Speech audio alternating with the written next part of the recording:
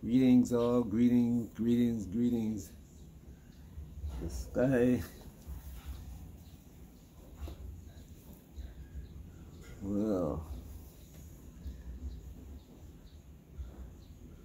gray clouds covered the whole sky this morning when I first came out. Now, the clouds are slowly drifting away or evaporating.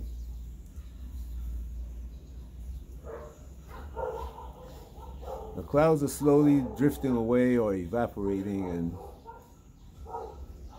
sky looking blue, some white clouds, the mountains still obscured by the clouds.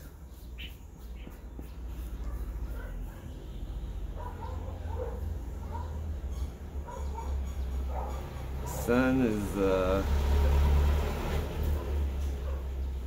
energy of the sun is lighting up the atmosphere, and it rained last night, so the moisture in the air, the humidity, is a little bit high.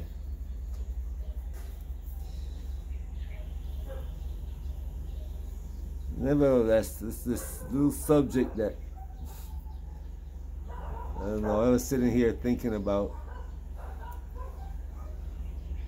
the changes going on in the world, and what Africa is doing, you know, how it's going for Africa. And a few things, you know, kicked around in the mind, you know, we think. This is the sky here.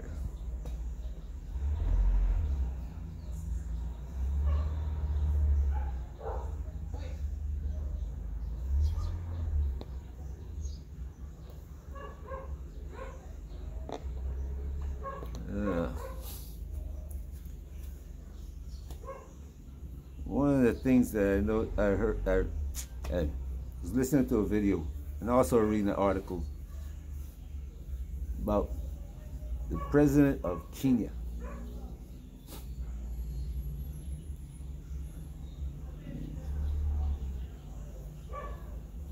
He likes to make some great speeches, you know,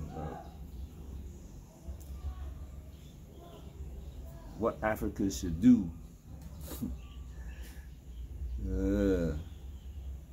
But that's normal for African presidents and leaders, you know. They make rousing speeches like preachers.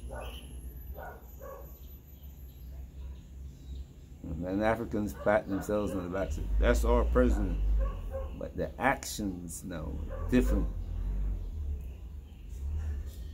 When I asked about what direction he wants to take Kenya, and indeed the rest of Africa, because the West pushes Kenya and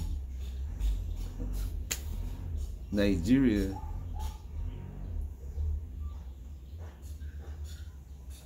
as the great rising, you know. Before it was Uganda, it was Tanzania, yeah. It was Ghana. But guess what? For a couple of years this goes on, and then it's like somebody moved in with a machete and just removed all of that. Suddenly it becomes a basket case, and the press are all kind of negative articles about it.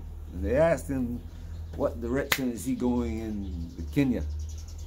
Well, I'm not going east or west, I'm going forward. What the hell is forward? If you walk forward across the planet, you're going to end up right back where you started. If you started in a poverty-stricken state,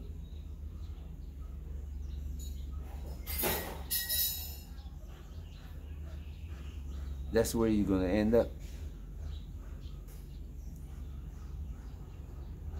This is about changing for better or worse, not forward or backward or east or west. It's improving your people's well-being. They don't have to be billionaires to get good health care and education. 10 million that you were bragging about. I didn't spend 20 million to go to America. I spent just 10. Israel don't spend 10 million. The Prime Minister of Israel don't spend 10 million to go to America, but he comes home with 13, 14, 15 billion that he gets. They don't just promise him a billion, they give him 15, 20 times that much.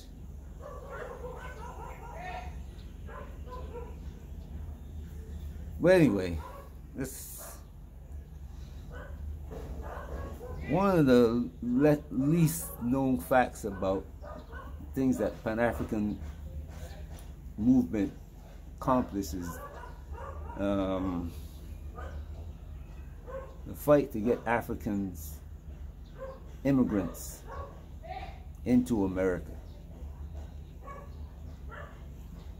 Going to the subject of why is not going to be a subject today, but they fought to get African immigrants into America.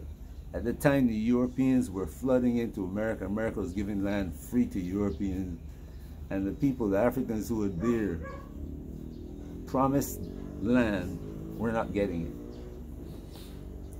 But Africa, they wanted to help Africans to, they figured bringing Africans there to educate them at black institutions. When these Africans got educated, to go back home and make best changes for Africa.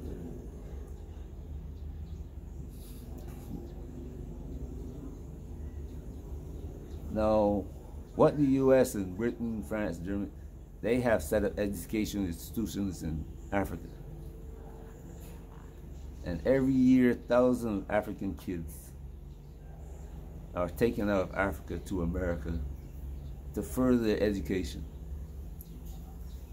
Then, these same African kids get placed in high positions to train them in the system that they see all around them. How to finance road building using borrowed money is a good example. How to connect the banking system into SWIFT or, you know, whatever. How to bring technology from the West, from England or France or Germany or US, into their country. That's what they learn. And they come back to Africa either voluntarily, because they say, wow, I can do this in Africa. Or they're deliberately sent back. They're trained. They're told, look, we're going to train you. You want to go back to Africa and accomplish these tasks because they're going to build up your country and we're going to help you. And they believe it. Now, they come back to Africa and they're people like Ruto, yep, the guy in Congo, the guy in Zambia.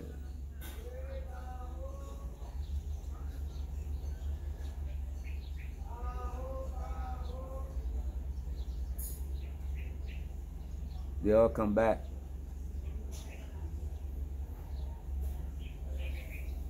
And create America in Africa. Because basically that's what it is. Now we, the people they call diasporans, not Africans now.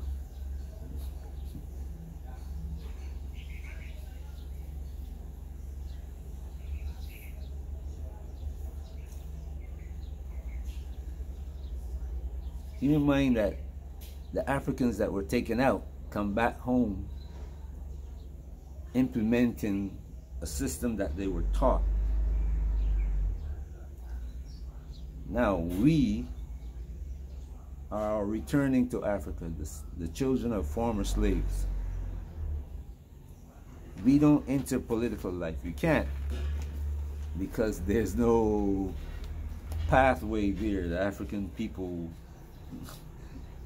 they don't consider us Africans. We are called diasporans, Tubob, Black Americans, Jamaicans, but we are never called Africans. And there's a reason for that. We were educated just like they did. We worked in the system.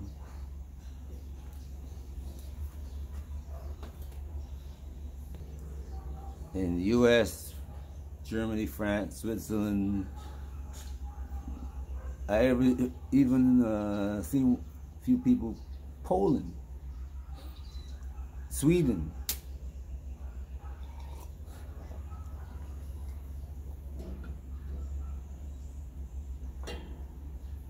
Return with the same education, same background really, as the African who was taken out of Africa, brought to the West and educated.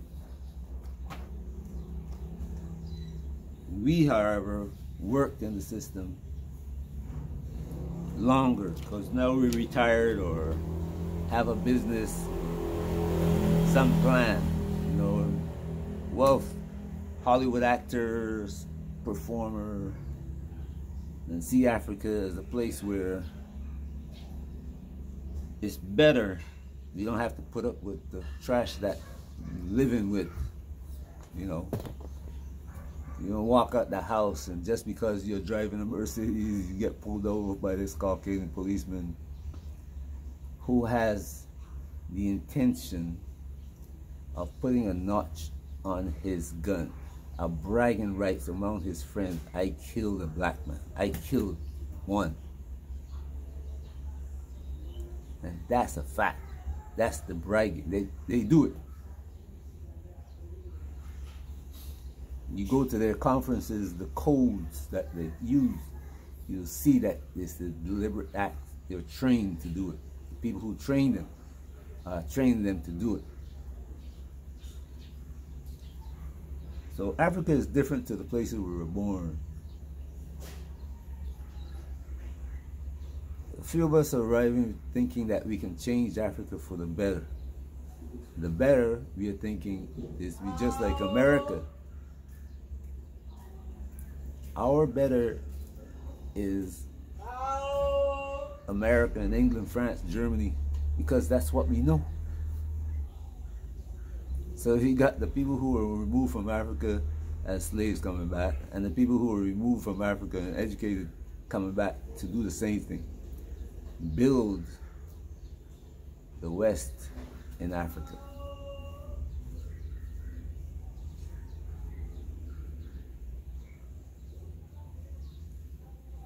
Now, the West have been building the West in Africa for 700 years.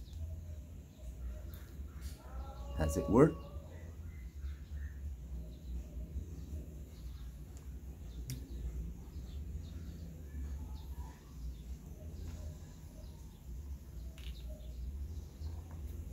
Every time I see a video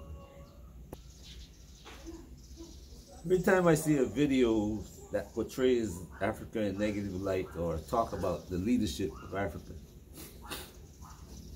and point out the foolishness that they're doing, I see comments in the comment section says, hey, you gotta come together. Africans gotta come together from all over the world and do this or do that. Change things. The funny thing is, we are coming together. We are changing things.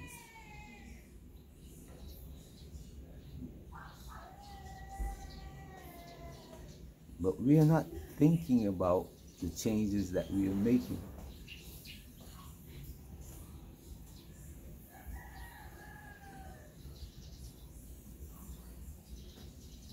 We are not educating one another. Africans in Africa is not educating the former slaves.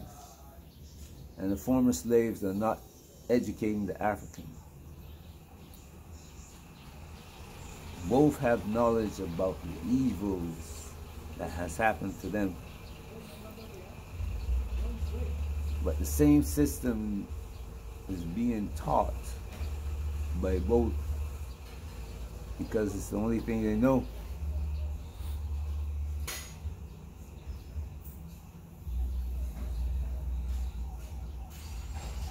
So we are both changing Africa, but is the change good for Africa?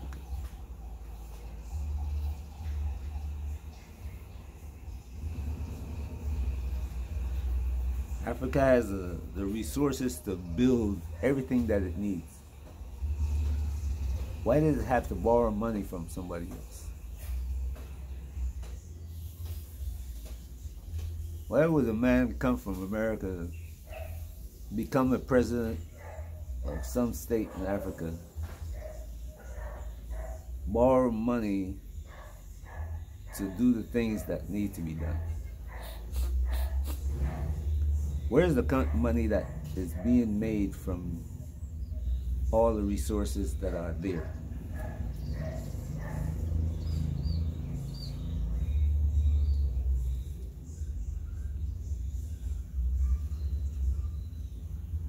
You may not want to think about what I'm saying. It's up to you. Am I wrong? Changing Africa into a Western state, is it good for Africa?